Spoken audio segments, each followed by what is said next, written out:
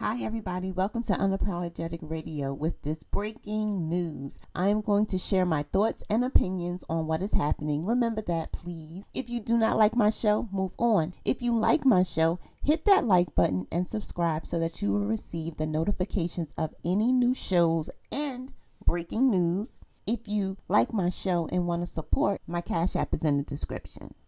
Here we go again. I was beginning to think that we were going okay, even though America ain't shit. But up until now, we were minding our businesses and trying to grow the economy. But somewhere the lines got crossed. We selected a president that thinks everything is a monopoly game. He has a whole country that is crashing right now that he could be more focused on. But no, he has to put his nose in Iran. The sad part is every time a white person get involved in anything, they ruin it.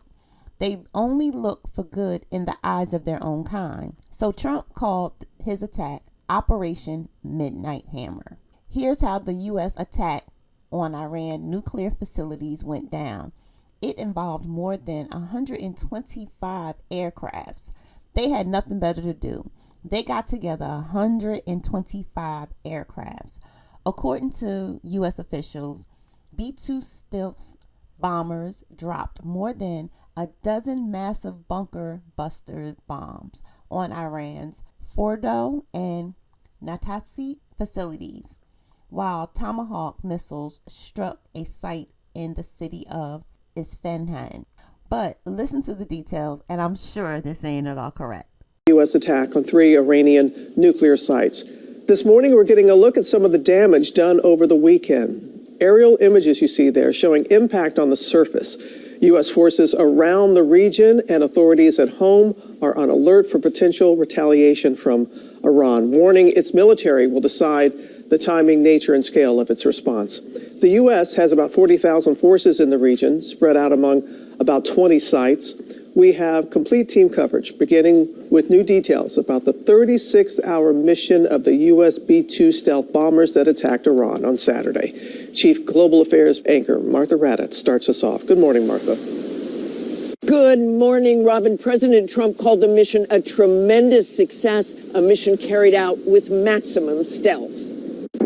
This morning, we're getting our first look at that extraordinary attack on 3 Iranian nuclear sites over the weekend. This fireball in the night sky, explosions heard in the distance at Iran's Isfahan nuclear facility. Part of the barrage known as Operation Midnight Hammer that included the largest strike by B-2 stealth bombers in history. This is a plan that took months and weeks of positioning and preparation so that we could be ready when the President of the United States called. The operation carried out in complete secrecy, beginning at 12:01 a.m. Saturday morning. About a dozen B-2 bombers taking flight from Whiteman Air Force Base in Missouri. Around half of them heading west towards Guam, those with trackable movements. This was a decoy.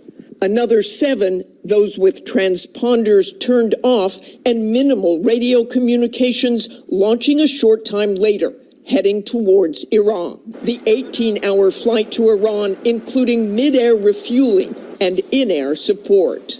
The B-2s linked up with escort and support aircraft in a complex, tightly timed maneuver requiring exact synchronization across multiple platforms in a narrow piece of airspace, all done with minimal communications. Approximately 5 p.m. Eastern Time Saturday, a U.S. submarine launching 24 Tomahawk land cruise missiles at key service infrastructure targets for nuclear facility Isfahan. By 6:40 p.m. Eastern Time, the 25-minute mission inside Iran's airspace activating. U.S. fighter jets sweeping in to protect the B-2s from possible enemy missiles and warplanes. The B-2s dropping 30,000-pound massive ordnance penetrator weapons, also known as MOPs, or bunker busters, onto Iran's most complex nuclear enrichment facility, Fordo. Experts say it's carved at least 300 feet below the surface of a stone mountain and reinforced with concrete. The first time ever those bombs used in a strike.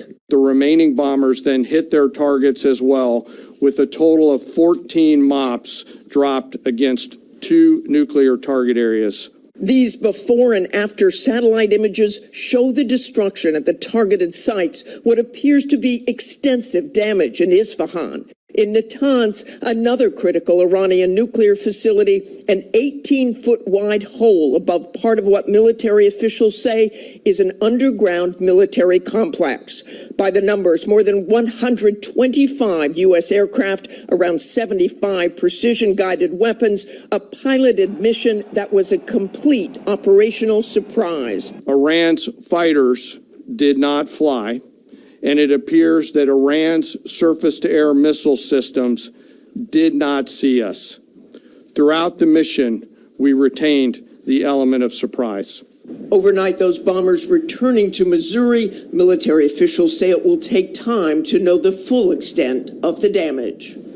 And despite all the secrecy surrounding the mission, one of the biggest concerns is whether the Iranians were able to move the enriched uranium before the strikes occurred.